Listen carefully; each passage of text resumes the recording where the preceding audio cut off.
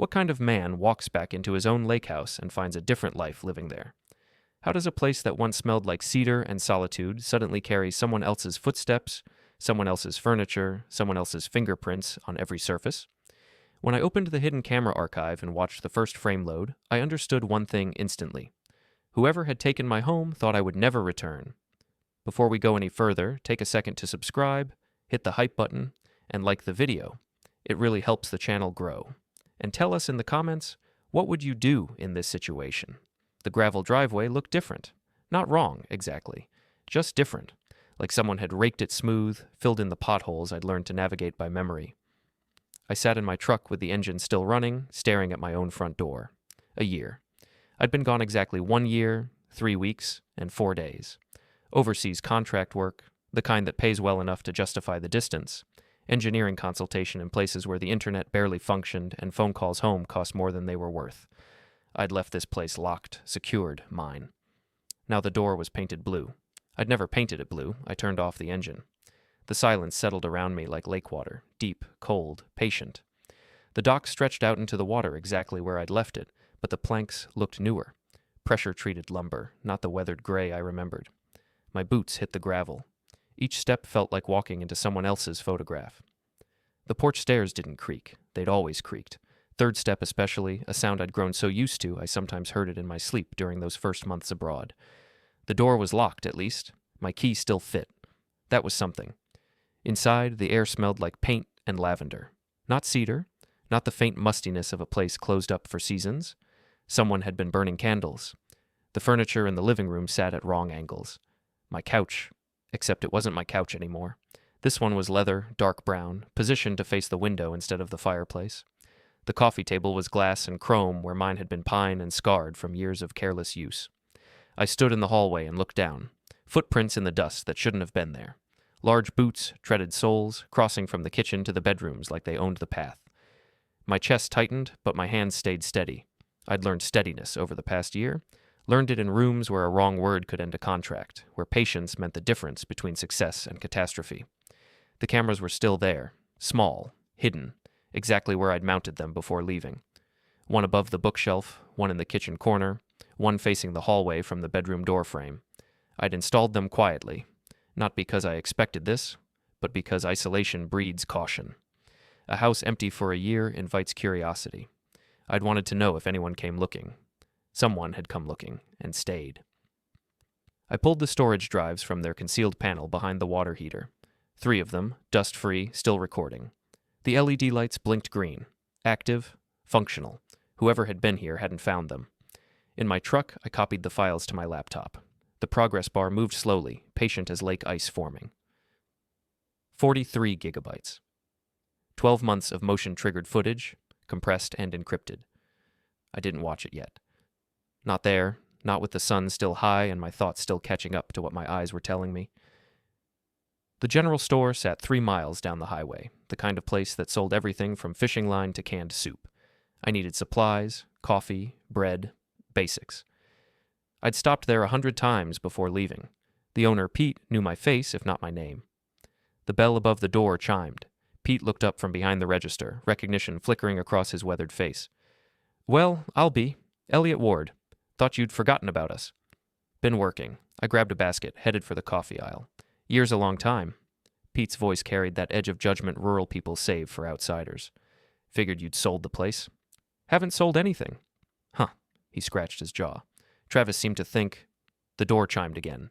Heavy boots on old linoleum. I knew the sound before I turned around. Travis Horne filled doorways the way some men fill rooms, with presence that demanded acknowledgement. 34, maybe 35. With the kind of build that came from real work, not Jim's. His shirt had a contractor's logo on it. Local company, the kind that handled everything from deck repairs to full renovations. He saw me and grinned, wide, easy, the grin of a man who'd never learned to doubt his welcome. "Pete, you didn't tell me we had a celebrity visit." Travis's voice boomed. "Elliot Ward. Finally remembered the place exists, huh?" I set the coffee in my basket. Said nothing. Man disappears for a year, we start to wonder. Travis moved closer, still grinning. Lucky someone was around to keep an eye on things. House like that, empty all winter. Pipes freeze, roof caves, all kinds of trouble. Kept an eye on things. I repeated it flat. No question mark. Sure. Mara and I, we made sure nothing went sideways. You know how it is. Community looks out for each other. Pete nodded along like this made perfect sense. Didn't ask anyone to look out for anything, I said. Travis's grin never wavered. Didn't have to. That's what neighbors do. Besides, place was just sitting there. Seemed ashamed to let it go to waste. The way he said waste made something cold settle in my stomach. Not anger, not yet. Just recognition. The kind you feel when you finally understand the shape of a problem. Appreciate the concern. I kept my voice level. Won't be necessary anymore. That right? Travis leaned against the counter. You planning to stick around this time? It's my house. Sure. Just saying, a year away, most folks would have at least checked in. Left a number, sent a postcard. He shrugged. We didn't know if you were coming back. I'm back. Another customer came in. A woman I didn't recognize, maybe 40, carrying a bag of gardening supplies. She glanced at me, then at Travis, then back to Pete with a look that said she knew exactly what conversation she'd interrupted. Travis pushed off the counter. Good to see you, Elliot. Real good. Stop by sometime. We'll catch you up on everything you missed. He left. The bell chimed. The woman moved to the register and spoke in a low voice to Pete, but I caught fragments. Thought he wasn't coming back. And Travis said, and Cow can't just leave a place like that. I paid for my coffee and bread. Pete took my money without meeting my eyes. In the truck, I sat with my hands on the wheel and watched the sun dip toward the tree line. The storage drive in my pocket felt heavier than it should. Small thing, plastic and circuits, holding 12 months of truth. I'd learned patience abroad, learned to watch and listen before acting, learned that the loudest voice in the room is rarely the one that matters most. Travis Horne had a loud voice, but I had cameras. The garage workshop still smelled like sawdust and motor oil. That hadn't changed. I'd built the space myself. Insulated walls, good lighting, workbench along the back wall where I could spread out plans and parts. My toolbox sat exactly where I'd left it, undisturbed. This was mine, untouched. The only room that still felt like it remembered me. I set up the laptop on the workbench. The external monitor I'd stored in the overhead cabinet powered on without issue. 2 screens, enough space to watch footage and cross-reference timestamps. The drives loaded slowly, decryption protocols running their course. While I waited, I thought about the year before, 52 years old. The contract offer had come through a former colleague, the kind of work that doesn't advertise. 6 months minimum, maybe 12, designing structural systems for industrial sites in places where regulations were suggestions and safety standards were negotiable. Good money. Great money, actually. The kind of money that could set up retirement or fund a complete life change. Enough to justify leaving. But that wasn't the only reason I'd taken it. I'd been tired. Tired in a way that sleep didn't fix. In a way that made the lake house feel less like a retreat and more like a reminder of everything I'd been avoiding. My ex-wife's voice still echoed in certain rooms, conversations we'd never finished still hanging in the air. My daughter's absence still shaped the silence. Her last visit had been 3 years ago, brief and uncomfortable, full of things neither of us said. The house had started feeling like a museum of my own life, each object a reminder of something lost or broken or simply gone. Going away had seemed like the answer. Distance as medicine. Work so consuming that there'd be no room for memory. The overseas assignment had delivered on that promise at least. Brutal 100-hour weeks, languages I didn't speak, food that my stomach never quite accepted, heat that made thinking difficult, dust that got into everything. But it had been different enough, foreign enough, that I could exist inside it without thinking about what I'd left behind. I'd left behind more than I realized. The laptop beeped. Files ready. I opened the first video. The timestamp read 13 months ago, 2 days after I'd locked the front door and driven away. Motion trigger activated. The camera above the bookshelf caught movement in the living room. Travis Horne, walking through my space like he owned it. Just walking, looking around, checking windows, testing doors from the inside. Behind him, a woman. 32 maybe. Dark hair pulled back. Confident stride. That would be Mara. I'd never met her, but I'd heard the name around town before I left. They weren't breaking in. They had a key. I watched them move from room to room. Casual. Unhurried. Mara pointed at the couch. Said something I couldn't hear. Travis nodded. They left after maybe 10 minutes. The timestamp on the door closing. 3:47 p.m. Next file, 1 week later, Same 2 people, this time carrying boxes. I watched them unload picture frames, throw pillows, a lamp shaped like driftwood, watch them arrange these items on my shelves, my tables, my walls, testing placements, moving things, making decisions about my space as if it were theirs to decide. Mara hung a photograph on the wall above the fireplace. Some beach scene, sunset, clearly not from this lake. Travis stood back, evaluating, then nodded approval. Next file, 2 weeks after that. Furniture truck in the driveway, commercial vehicle, professional movers. My couch going out the front door, their couch coming in, that leather monstrosity I'd found when I returned. The men moving it wore Travis's company logo on their shirts. This wasn't random. This was organized, planned, executed with his own crew.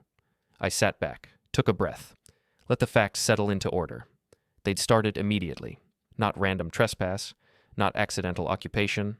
This had been planned, systematic, gradual, the kind of thing you do when you believe no one's coming back to stop you, the kind of thing that requires confidence bordering on certainty. My phone buzzed. Text message from a number I didn't recognize. This is Naomi Clark. Got your number from Pete. Welcome back. Coffee sometime? Naomi. I knew the name.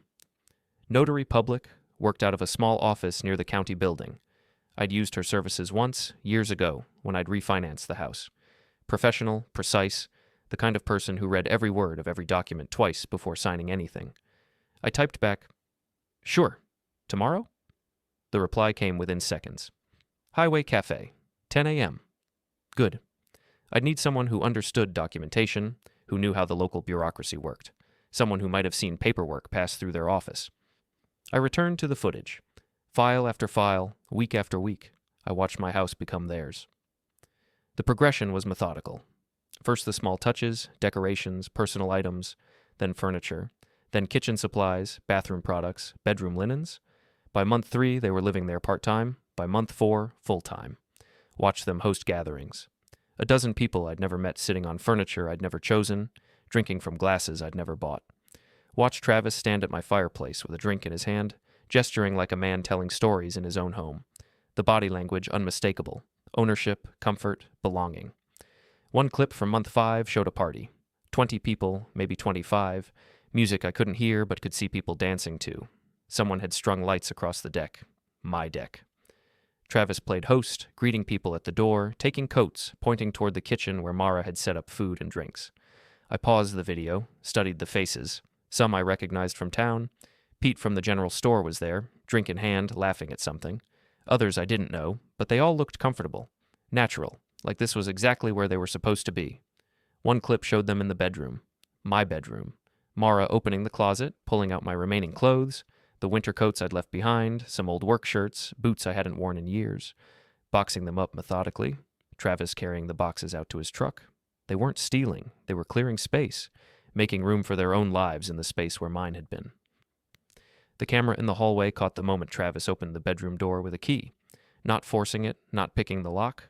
A key that fit, that turned smooth, that he carried on his own ring like he had every right. I'd given no one a key to that door, had barely given anyone a key to the house itself.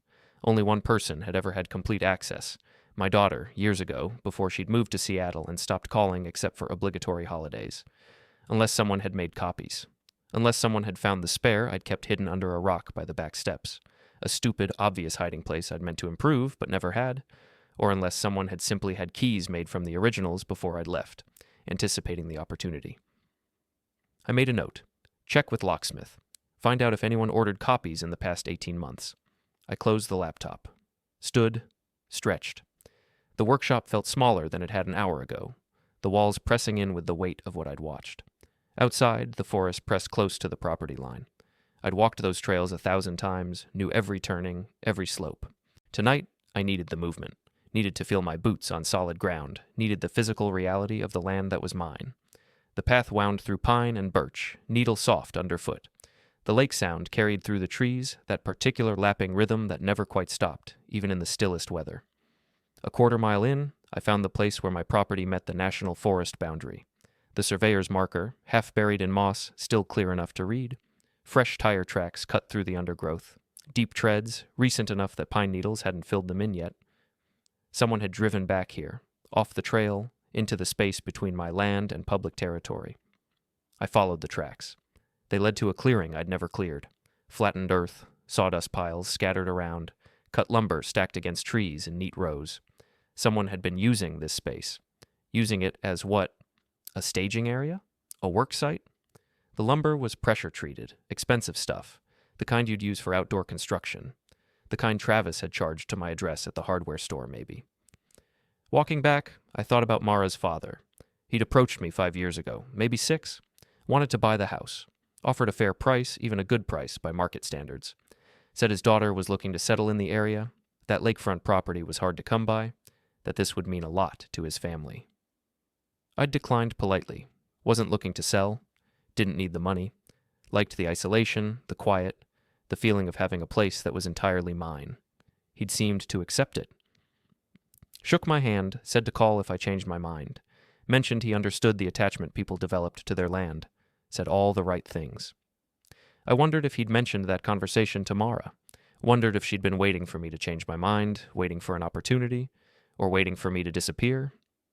A year's absence was opportunity enough, apparently. Back in the workshop, I opened my notebook. New pages, clean lines. I wrote down names. Travis Horne, Mara Horne. Then dates. The day I'd left, the day the first footage showed entry, the weeks that followed. Patterns emerged as I mapped the timeline. They came every few days at first, checking on things, making small changes, then every day as they ramped up the transformation. Then stopped coming at all around month 4 because they'd moved in completely, because there was no more coming and going, just living. Somewhere around month 4, the footage showed them sleeping in the bedroom every night, using the kitchen every morning, Travis leaving for work from my driveway, Mara gardening in my yard, planting flowers I'd never chosen, pulling weeds from beds I'd never planted. And the community had known, had to have known. The general store, the dock, the ranger station. You can't occupy someone's lakefront house for months without people noticing, without people seeing trucks in the driveway and lights on at night and smoke from the chimney. But no one had called, no one had questioned, because Travis had told them a story. The kind of story that sounded reasonable if you didn't look too close, if you didn't ask for proof, if you just accepted it because the person telling it seemed so certain. Absentee owner, probably not coming back. Someone needs to maintain the place. We're just helping out. We're being good neighbors. We're doing him a favor, really. And everyone had believed him because he'd said it loud enough and often enough that it became true. Because people want to believe stories that make them feel good about what they're seeing. Because questioning would have meant confronting an uncomfortable reality. I looked at the laptop screen. The frozen frame showed Travis raising a glass in my living room, surrounded by people I'd never met, celebrating something I'd never been invited to, in a home I still owned, but that had stopped being mine in every way that mattered to the people inside it. They'd thrown parties in my house, multiple parties, gatherings where neighbors and friends had come, had eaten food prepared in my kitchen, had sat on furniture arranged in my rooms, had never once apparently asked the simple question, "Wait, does Elliot know about this?" The storage drive held hundreds of hours. I'd watch all of it eventually, every frame, every timestamp, every face. Not because I was angry, though anger was starting to build now, a cold, steady burn in my chest. But because anger without evidence was just noise. Anger without documentation was just an old man shouting about injustice that no one could verify.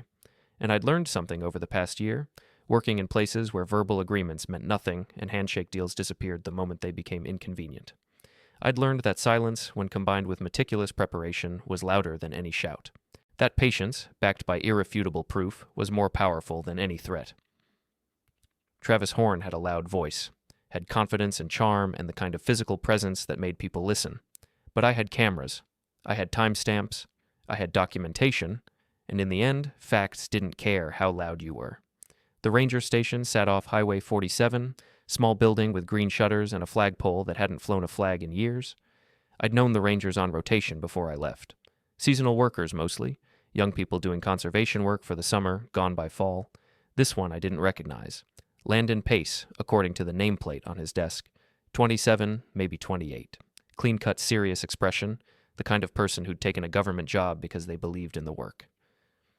"Help you?" He looked up from paperwork. "Elliot Ward. I own the property on the northwest shore. Blue roof." Recognition flickered. "Right. Heard you were back." "Heard from who?" "Around." He set down his pen. "Small community. Word travels." I pulled out a folded map, spread it on his desk. I'm trying to understand access patterns around my property. Who's been using the trails nearby? Landon studied the map. His finger traced the boundary line between my land and the national forest. This area here, we've had some activity. Nothing illegal, technically. People use the forest roads, park near the boundaries, hike in. How much activity? More than usual. Noticed it started last winter. Trucks, mostly. Late evening, sometimes after dark. Figured it was hunters or fishermen. In winter? He shrugged. Ice fishing, maybe, or just people who like the quiet. You get plate numbers? Not my jurisdiction unless they're on forest land. Your property's private. We only monitor the public access points. I pointed to the clearing I'd found. Someone's been working back here. Cutting lumber, clearing space. That on your radar? Landon leaned closer, frowned. That's close to your line, real close. You file a complaint? Not yet. Should probably talk to the sheriff if someone's encroaching. Probably. He watched me fold the map. You gone long? Year, give or take. That's a stretch. Property like yours, people notice when it sits empty. So I'm learning. For what it's worth, Landon hesitated. I saw trucks at your place pretty regular. Didn't think much of it. Figured you'd hired maintenance or something. Didn't hire anyone. His expression shifted. Not quite surprise, more like pieces clicking into place. You might want to check with the county. Sometimes people file work permits, renovation notices, that kind of thing. Creates a paper trail. Appreciate that. Outside, the morning had turned gray. Clouds rolling in from the west, the kind that promised rain by evening. I drove to the hardware supply store on the south edge of town. Big warehouse place, contractor discounts, bulk materials. The clerk at the lumber desk knew Travis. Of course she did. Haven't seen him today, usually comes by Thursdays. She scanned my list. You need this delivered? Just browsing? Sure. Let me know if you need help. I walked the aisles. Paint section, plumbing, electrical. In the contractor supply area, I found receipts pinned to a bulletin board. Community board, local businesses posting jobs, selling equipment, that kind of thing. One receipt caught my eye. 3 months old. Delivery to my address. $700 of pressure-treated decking, signed for by Travis Horne. I pulled out my phone, photographed it, moved down the board. Another receipt. 5 months old. Interior paint, 6 gallons. Same address, same signature. They'd been using my address, charging materials to my property like they had authorization. The clerk noticed me. Finding everything okay? Yeah. Quick question. When someone orders for delivery, do you verify they own the property? Usually go by the account. If they have an account with that address, we deliver there. And who sets up accounts? Anyone with proof of ownership. Deed, tax bill, something like that. I thanked her and left. The cafe on Highway Bend had been there longer than I'd owned the house. Good coffee, terrible pie, the kind of place where truckers stopped and locals lingered. Naomi sat in a corner booth, already working through a cup. Elliot. She stood, shook my hand. Firm grip, direct eye contact. Thanks for meeting. Thanks for reaching out. We sat. The waitress brought coffee without asking. I waited for Naomi to start. I heard what happened at Pete's store. She stirred her coffee slowly. Travis making his little speech. Word really does travel. It does. And I wanted you to know something. She set down her spoon. 6 months ago, someone came into my office with paperwork. Renovation permits, temporary occupancy forms, that sort of thing. They wanted them notarized. Travis? Mara, actually. She had documents claiming permission to maintain your property while you were abroad. Had what looked like your signature authorizing the arrangement. My hand stayed steady on the cup. You notarized them? I did. She met my eyes. The signature looked legitimate. The story made sense. Property owner away on long-term work. Local family keeping the place from falling apart. Happens all the time. But I keep copies. And looking at them now, after seeing you in person, I'm not sure that signature's yours. It's not? Naomi nodded slowly. I suspected. But proving forgery's tricky. You'd need the original documents, handwriting analysis, the whole process. Where are the originals? County records. Once they're notarized, they go into the system. Anyone can file a request to see them. I filed that information away. What else? The story Travis has been telling. That you abandoned the place, that they were doing you a favor. It spread fast. People wanted to believe it because it made them feel better about what they were seeing. But some of us wondered. She paused. I wondered. Why reach out now? Because you're back. and because I don't like being used to legitimize something that might not be legitimate. She pulled out a business card, slid it across the table. If you need copies of those notarized documents, come by my office. I'll help however I can. The rain started as I drove back to the house. Heavy drops that turned the lake surface into a maze of overlapping circles. Inside, the blue door looked darker when wet. Wrong color, wrong finish, wrong everything. I went to the workshop, opened the laptop, started a new document, timeline, locations, names, every piece of footage cataloged by date and content, every receipt photographed and filed, every conversation remembered and noted. Travis and Mara had built their story carefully. Layer by layer, week by week, they'd constructed a narrative that made sense to anyone who didn't look too close. Absentee owner, helpful neighbors, temporary arrangement that became permanent through assumption and time. But stories only worked if no one challenged them, and I'd spent a year learning how to build structures that couldn't be challenged. How to plan projects so thoroughly that by the time anyone questioned them, the foundation was already set. They'd used my absence against me, used the community's assumptions, used forged signatures and borrowed authority, but they'd made one mistake. They'd assumed I wouldn't come back. The county records office smelled like old paper and industrial cleaner. Fluorescent lights hummed overhead, the kind that made everything look slightly unreal. I'd been here once before, years ago, filing the original deed after purchase. The clerk had been different then, older woman with reading glasses on a chain. This clerk was younger. Efficient. She looked up when I approached the counter. Help you find something? I need to pull records on my property. Recent filings, permits, anything submitted in the past year. Property address? I wrote it down. She typed, waited, frowned at her screen. You're the owner? I am. ID, please. I handed over my driver's license. She compared it to something on her screen, nodded. Okay. There are several filings here. Renovation permits, temporary occupancy notification, maintenance agreements. You want copies of all of them? Yes. She moved to the printer. While I waited, I looked around.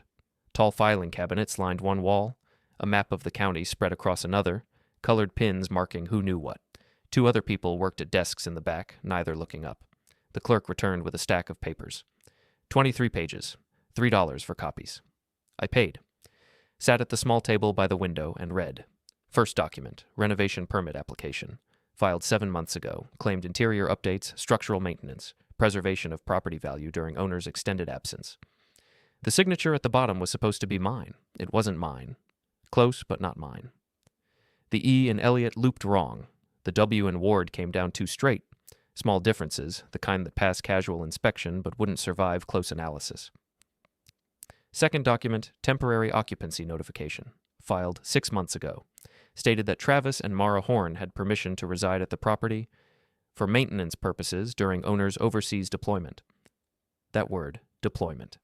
Like I was military. Like this was official. The signature on this one was better, closer to mine.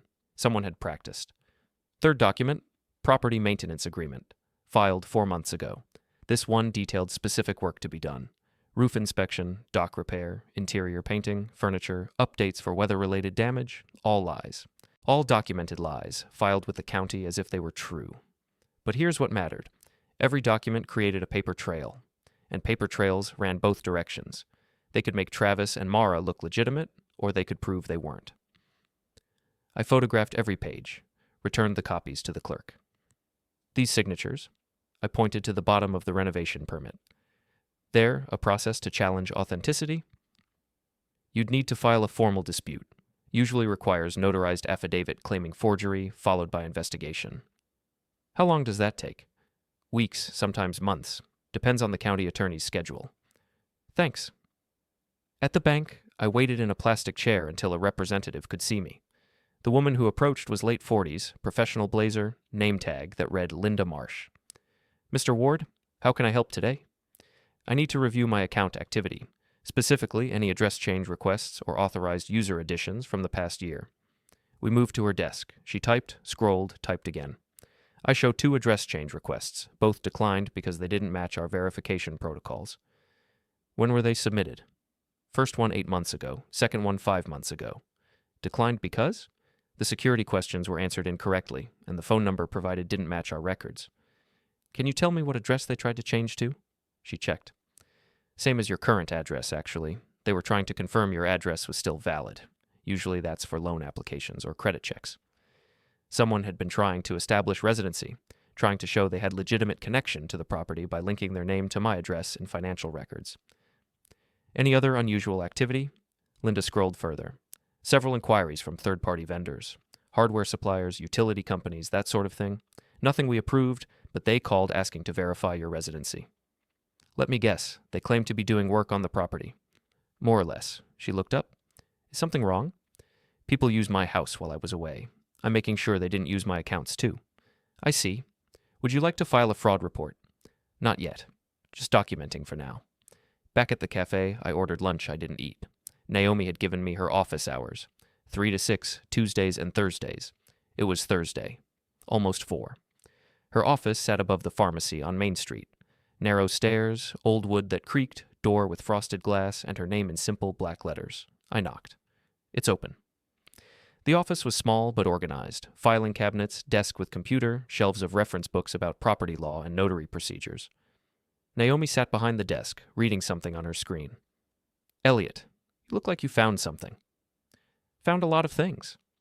I set the phone on her desk, pulled up the photos of the county documents. These the forms you notarized? She looked, nodded slowly. Those are copies, but yes, same paperwork. Signatures are forged. I'm starting to believe that. Starting? She leaned back. I notarized based on the assumption that Mara Horne had legitimate authorization. She presented what appeared to be proper documentation. But I'm not a handwriting expert. I verify identity, witness signatures, ensure documents are executed properly. I can't authenticate every signature against some master database. I understand, not blaming you.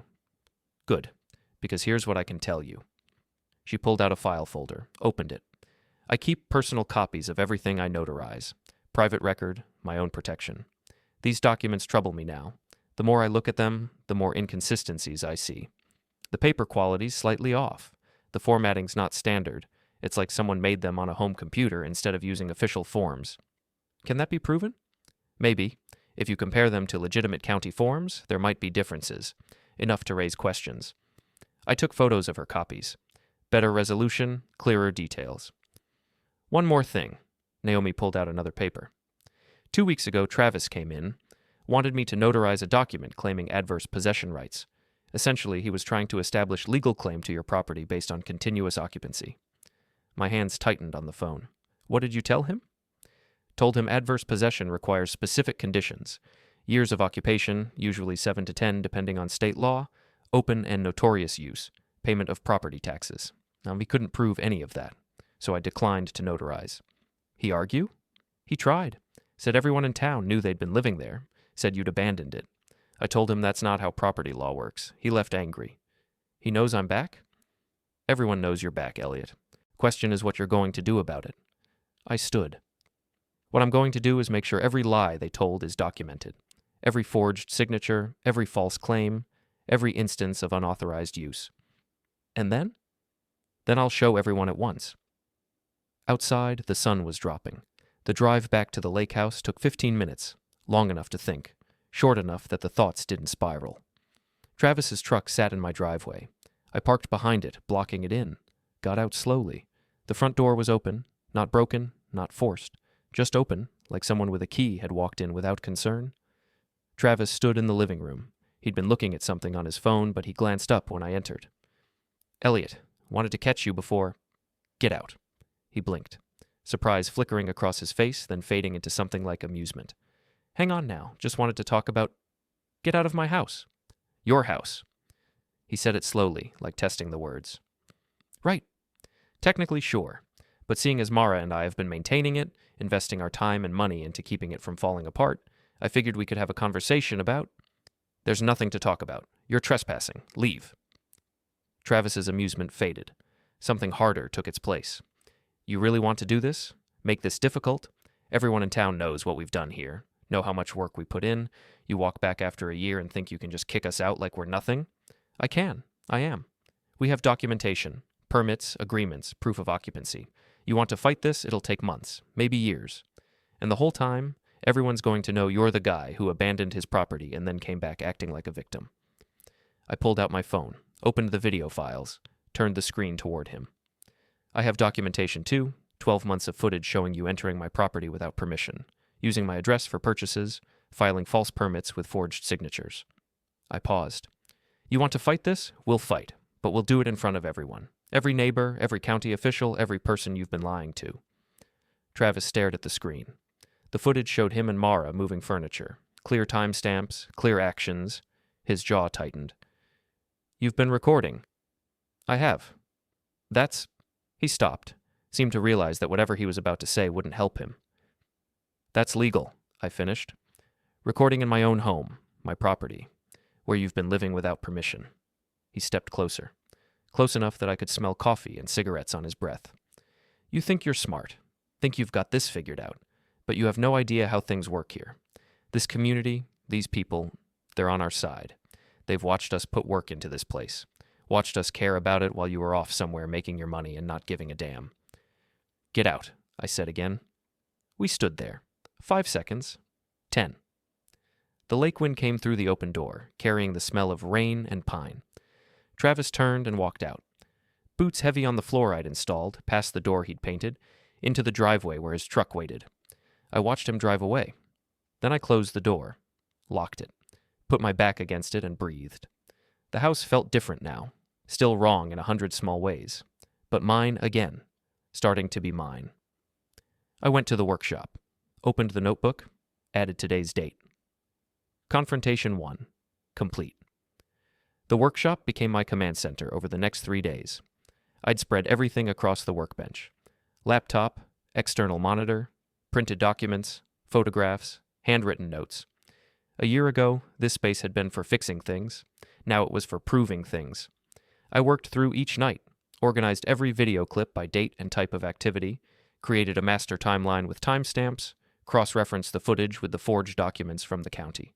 Every piece of paper claiming authorization I matched with video showing what really happened, renovation permit filed, footage showed Travis painting without any inspection or approval process, temporary occupancy notification, footage showed Mara moving in permanently, not temporarily, property maintenance agreement, footage showed parties, personal use, living as if they owned the place. By the third morning, I had a presentation ready. Clean, professional, factual, no emotion, no accusations, just evidence with timestamps and corresponding documents. 43 slides, each one building on the last, each one undeniable. But evidence alone wouldn't be enough. I'd learned that overseas, working with contractors who lied about timelines and materials, you could have proof, but if you showed it to the wrong audience at the wrong time, it disappeared into bureaucracy and paperwork and excuses. No, this needed to be public, needed to be undeniable, needed to happen in front of everyone who'd believed Travis's story. I needed a stage. My phone rang. Unknown number. I answered. Mr. Ward, this is Janet Keeler. I'm with the Lake Association. We're having our quarterly meeting next Thursday evening. Your name came up in the agenda. My name? Travis Horne submitted a proposal regarding property stewardship guidelines. He specifically mentioned your property as a case study for what he's calling community maintenance protocols. She paused. Given that you're back, we thought you should be present to respond if you wish. What time? 7 p.m., meeting hall on Lakeshore Road. You know it? I know it. Good. We'll see you there. Feel free to bring any materials you think are relevant to the discussion. I will. She hung up. I set the phone down and felt something close to satisfaction. Travis had given me exactly what I needed. A public forum, a room full of neighbors, a formal meeting where records would be kept and decisions would matter. He'd built his own stage. All I had to do was walk onto it. I spent the next 2 days preparing backups, not just the presentation, but the legal framework around it. I met with an attorney in the county seat, a woman named Patricia Volkov, who specialized in property law. Her office was small, cluttered with case files and law books, but her eyes were sharp when I showed her everything. She took notes, asked questions, made copies of the most damaging documents. This is textbook unauthorized occupation, she said, flipping through the forged permits. With the falsified documents, it crosses into fraud territory. You have grounds for criminal charges, civil suit, restraining orders, property recovery, the whole spectrum. I don't want litigation, not yet. What do you want? I want my house back. I want everyone to know what happened. I want them to understand that absence doesn't equal abandonment and that quiet doesn't mean weak. She studied me over her reading glasses. You're going to the association meeting. I am? Smart move, public record, community witnesses, neutral ground.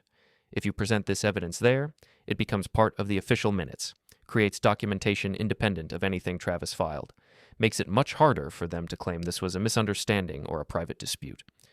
That's the idea. She handed me a folder. These are blank affidavit forms. Fill them out after the meeting while everything's still fresh. I'll help you file with the county and the prosecutor's office. Once it's official, they'll have everything they need if they choose to investigate. And if they don't choose to? Then you have civil options. But honestly, with evidence this clear and this comprehensive, they'll investigate. No prosecutor wants to be seen as ignoring documented property fraud, especially when it's presented in a public forum with witnesses. I thanked her and drove back to the lake house, stopped at the general store for supplies. Pete was behind the counter as always. He looked up when I entered, expression cautious but not hostile. Elliot. Pete. Heard there was some tension with Travis the other day. Tension's one word for it. Look, I don't want trouble in the community. Neither do I. I grabbed a basket, moved toward the coffee aisle. I just want what's mine. A customer came in. Woman in her 60s, walking with a cane. She recognized me, nodded politely. I nodded back, small gestures, but they mattered. Not everyone had sided with Travis completely. At the register, Pete rang up my items without meeting my eyes. But as he handed me the receipt, he said quietly, "For what it's worth, some of us wondered if Travis was telling the whole story. He was so certain about everything. And you were gone so long. Made it easy to believe him." "I was gone," I said. "But gone isn't gone forever. And it definitely isn't permission." "No, I suppose it isn't." I drove back with the windows down, letting the lake air clear my head. The house still felt wrong in places, but I'd started reclaiming it. Room by room, piece by piece. I'd replaced the blue door with a plain wood one, same style as the original. Moved the furniture back to where it belonged, or close enough. Stripped the lavender candles and fake decorations. It was becoming mine again. Thursday arrived with clear skies and temperatures dropping toward autumn. I dressed carefully. Clean jeans, button-down shirt, boots that weren't work-worn but weren't dress shoes either. The kind of outfit that said I took this seriously without trying too hard. Loaded the laptop and backup drive into my truck. Checked that the presentation file opened correctly. Verified the projector adapter worked with the venue's system. I'd called ahead to confirm the technical specs. Everything ready, everything planned. I arrived at the meeting hall 40 minutes early. The building was old, built in the 70s probably, wood siding that needed paint. Inside, folding chairs faced a small stage with a podium. A projector hung from the ceiling, screen rolled up above it. The walls held community notices, event flyers, photographs of past Lake Association gatherings. The association chair, a retired teacher named Diane Moss, was setting up the podium and arranging papers. "Elliot Ward. Been a while since we've seen you at one of these." "It has." "I understand you'll be responding to Travis's proposal tonight?" "That's right." "You need setup time? We like to make sure everyone has what they need to present their case fairly." "Just access to the projector and a few minutes to test the connection." She gestured toward the equipment cabinet. "Help yourself. We start at 7 sharp. Travis requested 20 minutes for his presentation. We'll give you equal time for your response." "That'll be enough." I connected my laptop, tested the screen. Everything displayed clearly, slides loaded smooth, videos played without lag, timestamps showed crisp and readable. Then I disconnected and sat in the back row and waited. People arrived in groups starting around 6:30. Neighbors I recognized, some I didn't, retirees who lived here year-round, seasonal residents checking on their properties, couples who'd raised families in these houses. The ranger, Landon, came in uniform, nodded to me once before taking a seat in the middle. Naomi arrived at 6:50 and sat 3 rows ahead. She glanced back, gave me a small nod of encouragement. Travis and Mara entered at 6:58. They saw me immediately. Travis's expression hardened into something between anger and determination. Mara whispered something to him, her hand on his arm. He shook his head, jaw tight, and they sat in the front row. At 7 exactly, Diane called the meeting to order with a small gavel. Standard business first, budget reports for lake maintenance, schedules for dock inspections, water quality updates from the State Environmental Office. I listened without hearing, my heart rate steady but my hands cold where they rested on my knees. Then Diane said, "New business. Travis Horne has submitted a proposal regarding property stewardship protocols. Travis, you have the floor." Travis stood, moved to the podium with the confidence of a man who'd been preparing for this. He'd brought his own materials, laptop, professional-looking binder, printed handouts that he distributed to the front rows. "Thank you, everyone, for hearing me out tonight. I want to talk about a problem we've all seen but maybe haven't addressed directly. Absentee owners. He let that hang in the air. People who buy lakefront property as an investment or a getaway and then leave it empty for months, sometimes years. It's not just about the empty houses themselves. It's about community, about what happens when someone checks out but keeps holding on to a piece of our shared home. He clicked through slides on his own presentation, of photos of rundown properties around the lake, though notably none of them were mine. Statistics about vacancy rates affecting property values. Charts showing community engagement declining in areas with high absentee ownership. I'm proposing a formal community stewardship program.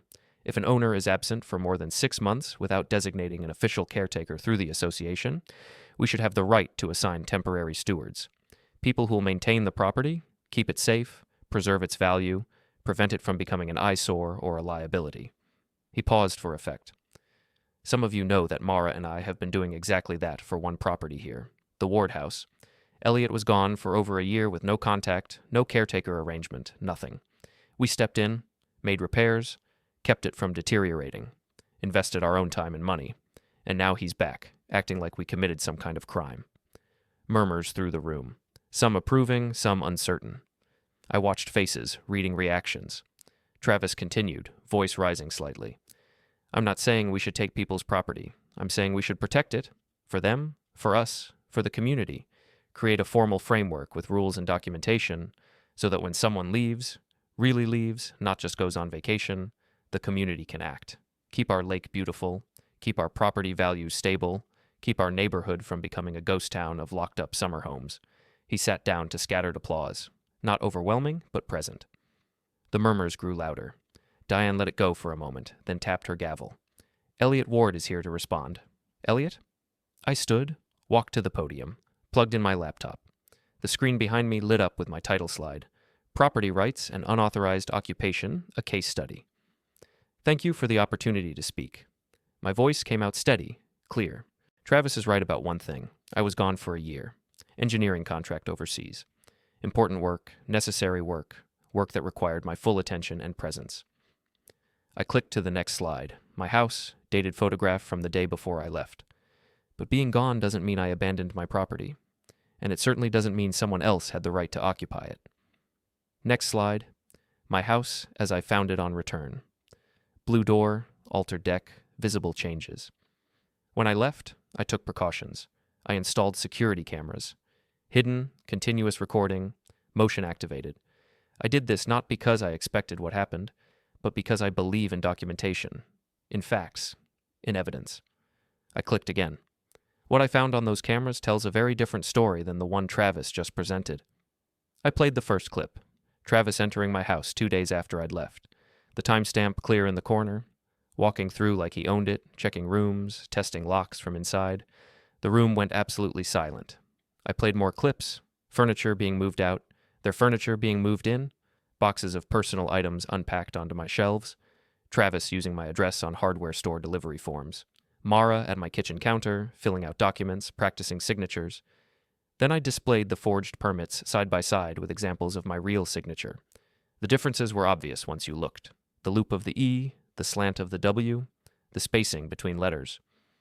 These documents were filed with the county without my knowledge or permission. The signatures are not mine. The claims of authorization are false. The story of an arrangement is fiction. I advanced through more slides. Travis and Mara Horne occupied my property for over 8 months, not as caretakers, not with permission, as if it were theirs. They hosted parties. They used my address for purchases. They filed paperwork claiming rights they never had.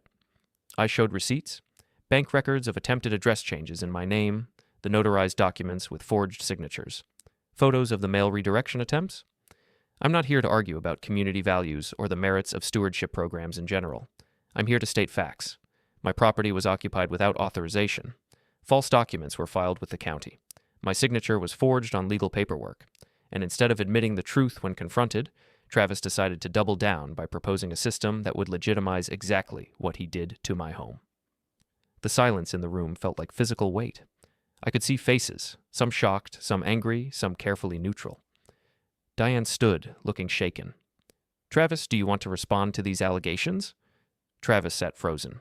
Mara had her hand on his arm, gripping tight, but he wasn't moving. His face had gone from confident to pale. The footage is...